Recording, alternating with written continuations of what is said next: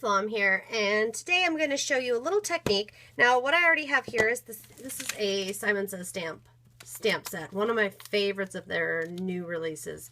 So having a lot of fun with those. Archival ink or some kind of ink that's not going to respond in any way to water or mediums, liquid mediums.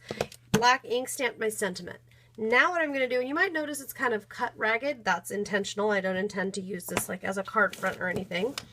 So the next thing you need the Ranger Ink Essentials Watermark Resist Ink Pad. If you have a different kind of watermark ink pad, it might work well. I really am liking the Ranger pad though, and all that it does. So what you're going to do is you're going to stamp whatever it is that you're going to stamp.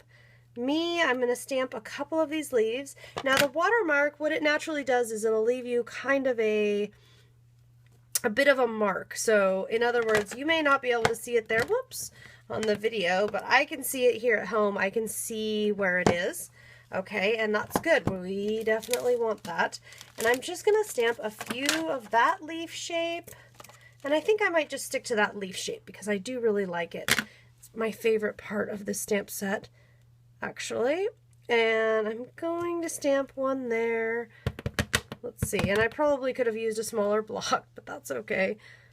And I'm going to stamp another one up here. And then looking at my design, I think I might like to stamp this other shape.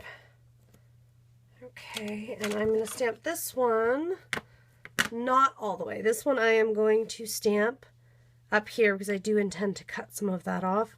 So I'm going to stamp that one at an angle, and I'm going to do one more. Let's see, maybe two more. One more of each leaf over here to this side. Okay, so I know I'm going to cut a bit of this off. I'm not totally sure exactly how much, so I won't worry about it. And don't worry about if it's perfect, if you can't quite see part of it.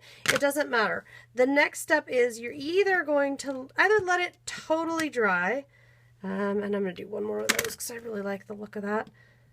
Either let it totally dry or use a heat tool to speed things along.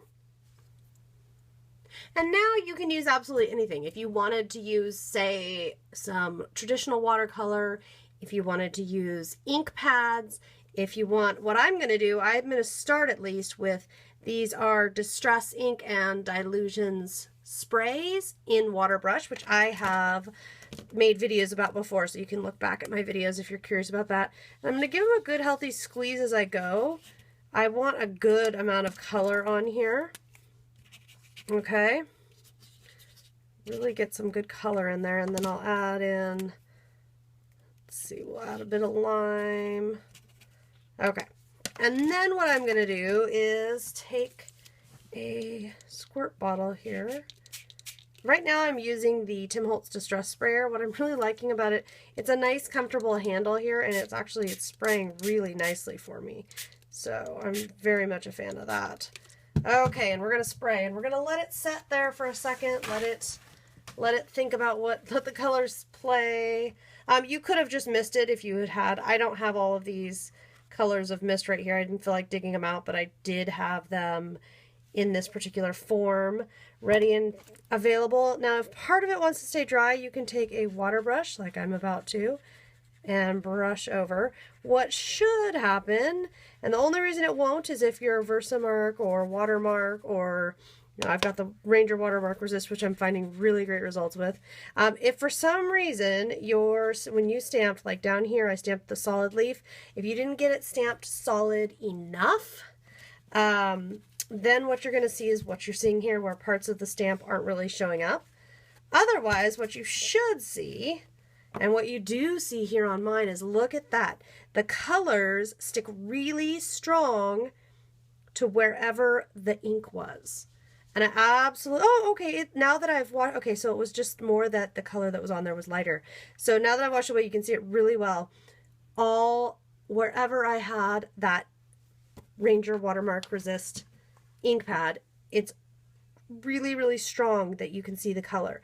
And I've tested this out with all kinds of like watercolor pens, watercolors, watercolor pencils, not the best for this, but mists, fluid mediums, whatever you want to use. Isn't that fun? Now I'm working on watercolor paper. It's my preferred paper for this, but it works on standard cardstock pretty well.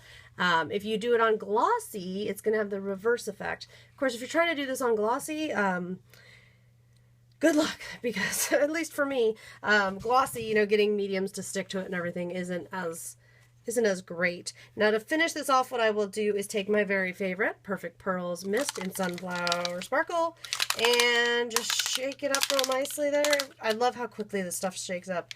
And then just give it one, maybe 2 squirts here just to give it a little extra something. I love that stuff. What I love most about it is when it's dry, it really won't look gold. It will only look gold and shimmery in the light. It won't change the colors, and that's my favorite thing about it. Alright guys, hope you enjoyed this quick video.